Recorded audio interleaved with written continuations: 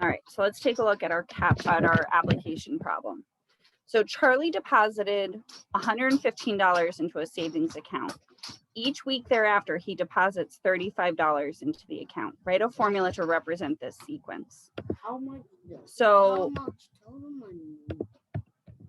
is this an arithmetic situation or a geometric situation? Are we adding every time? Are we multiplying every time?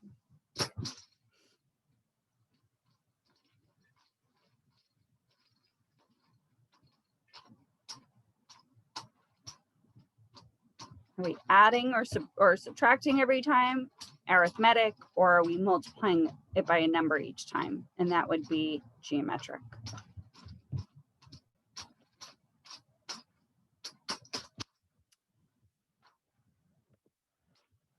So if he deposits, it might be a language thing, right? The word deposit means he takes $115 and he gives it to his bank account. He puts it, and you can think about like putting in a jar in your bedroom, right?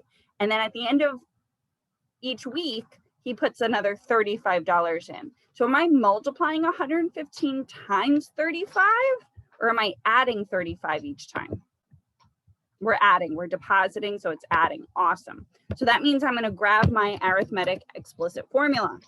This should be something that is handy to you on your test tomorrow. I'm going to write it down. And you can do subscripts if you're handwriting, right? But I'm doing it this way because it's just a little bit easier for me for formatting. So here's my formula. What is being added every time?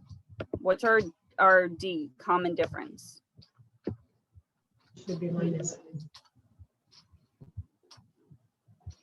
and minus 1. Oh, sorry, thank you. What are we adding each time? We're adding 35, so that's our common difference. Thank you. Okay, but now we have to think about this. This is another tricky situation.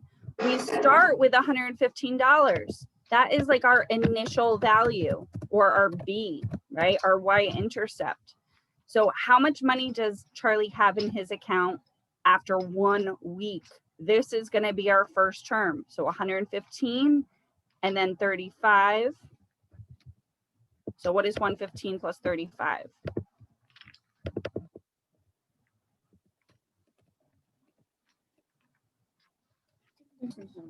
115 plus 35, for the sake of time, because we're over, is 150.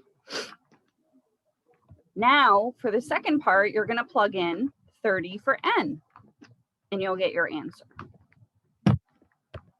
If you need to head out for your next class, please feel free to do so.